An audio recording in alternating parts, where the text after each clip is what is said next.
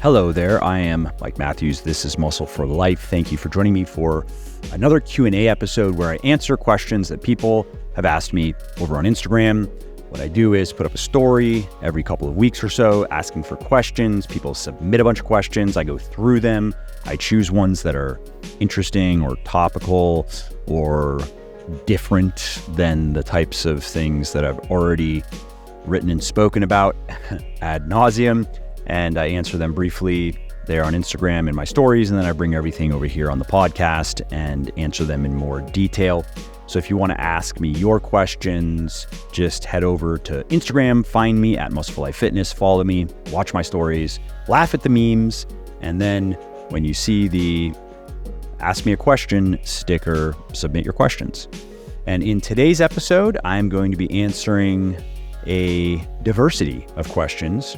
How to train for explosiveness, if zone 2 cardio is enough, or should you be doing zone 2 plus maybe higher intensity training, what I think the single greatest threat to civilization currently is, my super secret skin routine, how much genetics influence vascularity, and quite a few more. Research shows that getting enough omega-3 fatty acids in your diet can benefit you in many ways, including reducing the risk of heart disease, increasing muscle growth, increasing cognitive performance, increasing fat loss, decreasing inflammation, improving mood, reducing muscle soreness after exercise, and more. There is a problem though. It's hard to get enough of these vital molecules through diet alone. And that's why fish oil is a popular supplement. It is a safe, easy, and healthy alternative to eating a lot of fatty fish, for example. And that's why I created Triton.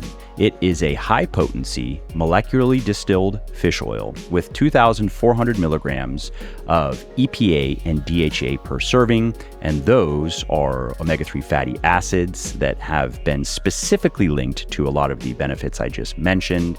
And Triton also has vitamin E and lemon oil to prevent oxidation, rancidity, and nasty fish oil burps. Triton is also produced from deep water Peruvian anchovies and sardines caught by fisheries approved by Friend of the Sea. And Triton meets the very stringent purity standards of the European Pharmacopoeia Reference Standards, the Council for Responsible Nutrition, and the Global Organization for EPA and DHA Omega-3. And all that is why I've sold over 100,000 bottles of Triton and why it has over 900 4- and 5-star reviews on Amazon and my website.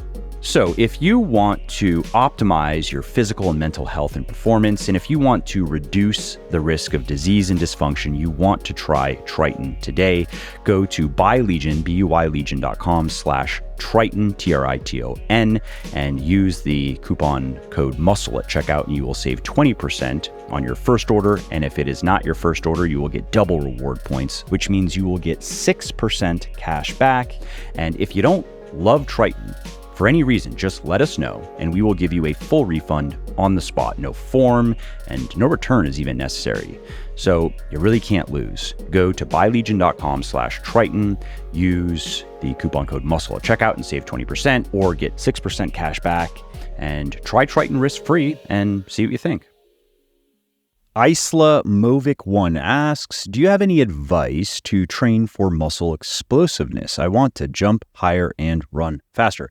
Yeah, so a few things to include in your regimen. You'll want to be doing your basic strength training, but in addition to that, I would recommend Olympic lifts, just the basics.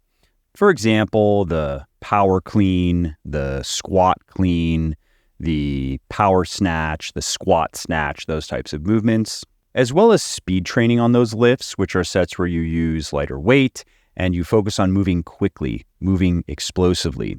And in terms of programming between traditional strength training and speed training, it would make sense to do at least a few sets per week, let's say 3 to 5 sets per week on the Olympic lifts where you are pushing for progress, you are treating it like strength training heavier weights that you have to work up to. You first have to learn how to perform these movements properly, of course, before you start loading them. But once you've learned how to perform them, the idea in your strength training sets is to push to get stronger on those exercises, to be able to do, let's say, anywhere between 4 and 8 reps per set with progressively heavier weights. That's your strength training, and you're doing anywhere from, let's say, 3 to 6 sets per week for that, as well as the same amount of volume, let's say 3 to 6 sets per week of speed training with the exercises that you've chosen for your current training block. Maybe you've chosen 1 or 2 exercises, and those are the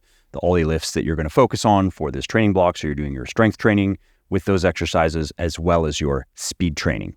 Now, in addition to all of that, I would recommend sled pushes as well, and I would recommend loading them enough to provide resistance that you have to push against, obviously, but not so much that you can barely move. Again, the idea here is to be able to move fairly quickly against resistance and to build your speed against resistance. But if you load up too much resistance, so much that you have to grind for every inch, that's going to defeat our purpose here.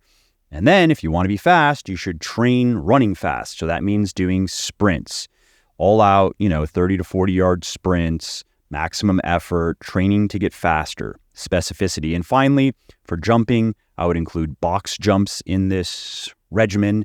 And unlike how I see many people doing box jumps, at least in my gym, I would not do a few sets of, let's say, 20 reps, so higher reps per set, of moderate effort jumps, moderate height jumps. Instead, I would do more sets of fewer reps of maximum effort jumps, maximum force production. And so, for instance, that might look like 6 sets of, let's say, 3 maximum effort jumps with a short rest in between each set, maybe a minute to a minute and a half. Okay, Daniel Mufti 1 asks, is zone 2 cardio enough, or do we need to be breathless for 1 hour a week? Well, at least a couple of hours of zone 2 cardio per week is going to build a strong cardiovascular base. It's going to steadily improve your VO2 max, which is very important. But there are additive benefits to, let's say, an hour or so of high intensity work per week as well. You don't, quote unquote, have to do that. But if you want to maximize your cardiovascular performance, if you want to maximize your cardiovascular health, you would do some high intensity work in addition to the base of moderate intensity work. But you don't want to do so much high intensity work that it cuts into your recovery from not just your cardio training, but also your strength training. And so generally speaking, I tell people they can do as much walking as they want. That's not going to cause any issues. And they can do a lot of moderate intensity cardio before it becomes a problem. If we're looking at it interfering with strength training or interfering with post-workout recovery, unless somebody is very out of shape, it probably requires at least 10 hours per week of moderate intensity cardio. Maybe less if it's high impact like running, but if it's low impact, if it's rowing, if it's biking, if it's swimming, I really can't see a scenario where less than 10 hours per week is going to cause any issues with strength training performance and recovery. And then I do recommend that people limit their high intensity work to no more than an hour or so per week if they're also doing at least a few hours of strength training and at least a few hours of moderate intensity cardiovascular training. Greg Salisbury 622 asks, the single greatest threat to civilization?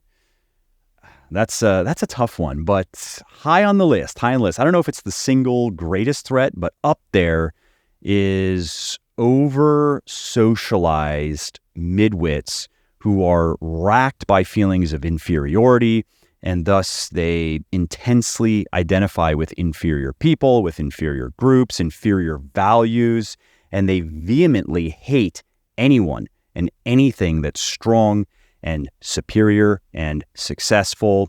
And because these inferior people are afraid and they are incompetent, and they are mostly incapable of making their way in the world. They want to create a society that will solve all of their problems, that will satisfy all of their needs, cradle to grave. And all of that, of course, is one of the primary impulses in human psychology toward collectivism and statism and away from individualism. Hoda11 asks, what do you use to keep your skin so supple? It's the skin hack that nobody wants. Lots of nutritious food, lots of water, lots of exercise, lots of good sleep, no alcohol, no sunburns, no smoking, no self-inflicted overstress, and a daily moisturizer, I will admit. Josh Gonzalez, MWS, asks, how many kids should I have?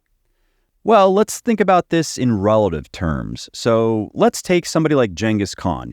He had hundreds of kids that carried his blood to millions. So do with that what you will. JRO 1010 asks, what's up with the aliens? Yeah, I don't know. But whenever anything even remotely controversial or sensational is widely promoted by Western governments or their media organs, I generally assume it's a fake psyop and go from there. That said, I would be completely unsurprised if in our lifetime we are faced with irrefutable evidence that there are indeed other intelligent beings out there, even in our solar system, and I would be completely unsurprised if they've been here on Earth before, many times, maybe even regularly visiting currently for whatever reason. I would be completely unsurprised if governments here on Earth have known this for some time, but suppressed it for obvious reasons, etc., etc. In fact, I will be surprised if none of that comes to pass in my lifetime. I will be quite surprised. Lyndon Sepp asks, how much does genetics influence vascularity? Well, vascularity is mostly a product of just having big muscles and having low amounts of body fat. If you get both of those things, you will have above average vascularity. You will be vascular, at least by normal standards, maybe not by steroid-fueled Instagram standards. But the main genetic factor that does come into play is fat distribution. So where you store your body fat or where your body preferentially stores body fat. So for example, some people, they don't preferentially store fat in their arms, and thus they have noticeable levels of vascularity in their arms, even at higher levels of body fat. And then when they get lean, their arms look absolutely freaky. And other people, maybe it's their lower body where they just don't preferentially store body fat. And so when they get lean, their quads look crazy. And even when they're at higher levels of body fat, they still have noticeable quad vascularity. And then there are people like me with a fairly balanced pattern of fat distribution who have to get pretty lean to have noticeable vascularity, especially out of the gym, basically anywhere on my body. So for me, I have to be, let's say, no fatter than 10% body fat. I have to be at about 10% or less to have noticeable vascularity, really anywhere in my shoulders, let's say, in my arms, in my legs, especially outside the gym, when I don't have a pump.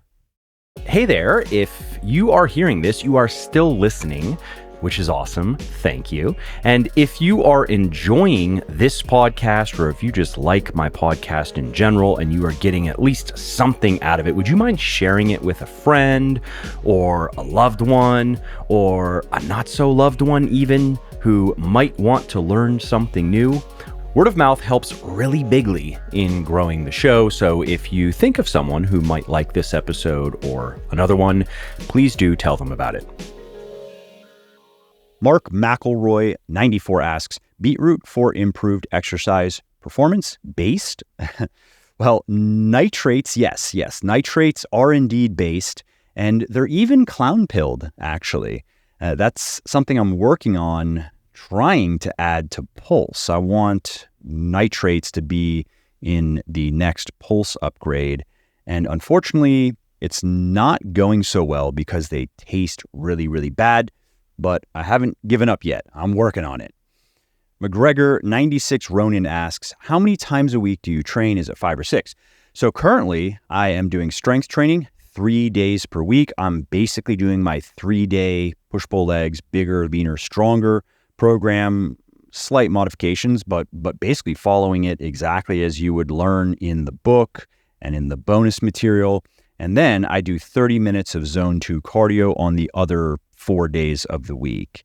And that, for me, is a great program for just maintaining muscle, maintaining strength, maintaining leanness, maintaining cardiovascular and metabolic health, and freeing up time that I need for other things that currently are more important than spending another few hours in the gym per week to make little or no progress anyway, because I'm not willing to consistently be in a calorie surplus and get fatter because I don't care. I like my body the way it is. I like how it looks. I like how it feels. I like how it performs. And I'm just not in the mood to bulk and cut.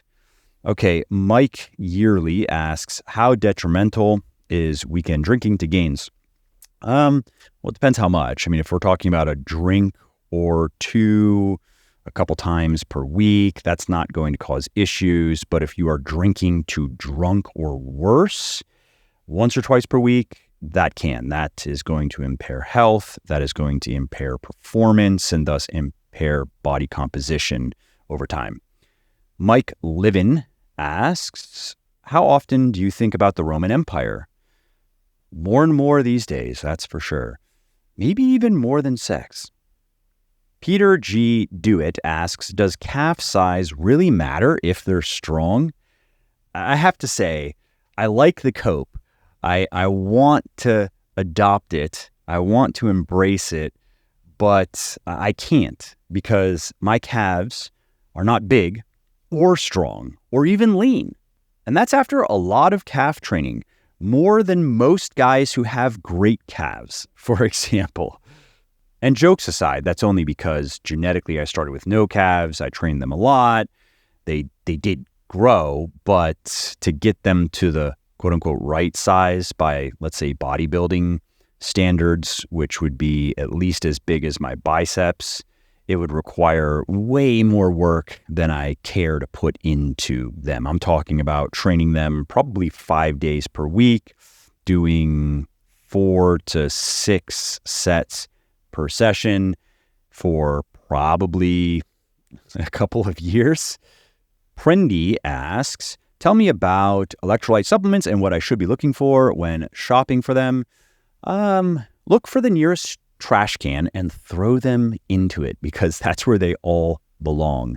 Total scam, totally useless, in the same category as BCAAs, as EAAs, as natural testosterone boosters. Nobody, well, let's say virtually nobody, needs to be taking an electrolyte supplement. Who may benefit from an electrolyte supplement? Okay, an extreme, let's say, endurance athlete who does very, very long endurance workouts in extreme conditions, very hot conditions where they're sweating an inordinate amount. Okay, if you're one of those people, you actually may benefit from an electrolyte supplement. You may not too, but you may. If you're not doing that, if you're like me and you do a couple hours of cardio per week, you do a couple of hours of weightlifting per week, electrolyte supplements have nothing to offer you, absolutely nothing. And I wish that were not the case. Remember, I do own a sports nutrition company, and electrolytes is a big category, a growing category. There is a lot of marketing money being funneled into that category to grow it even further. It would be in my personal self-interest to not say any of that and to just sell an electrolyte supplement. I would add millions of dollars a year to Legion's top line, to Legion's sales if I were to do that. BCAAs, same thing. EAAs, same thing. Those are multi-million dollar categories that, ironically, customers and prospective customers ask us about frequently. When are we going to make the BCAA? When are we going to make the EAA? When are we going to make the electrolyte supplement? Well, never.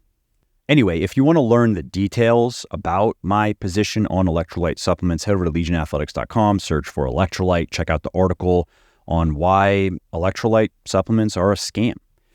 All right, Bankier asks, best dumbbell leg exercise for mass and strength, Bulgarian split squat. That's my number one. Extra Medium asks, if you had to start all over again, would you do it all the same or completely change it up?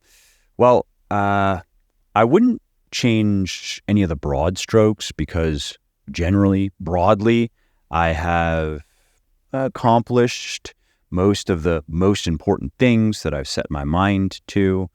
I've mostly accomplished my intentions, and I think that that is an important component of living a good life, of achieving satisfaction, achieving happiness, of achieving excitement.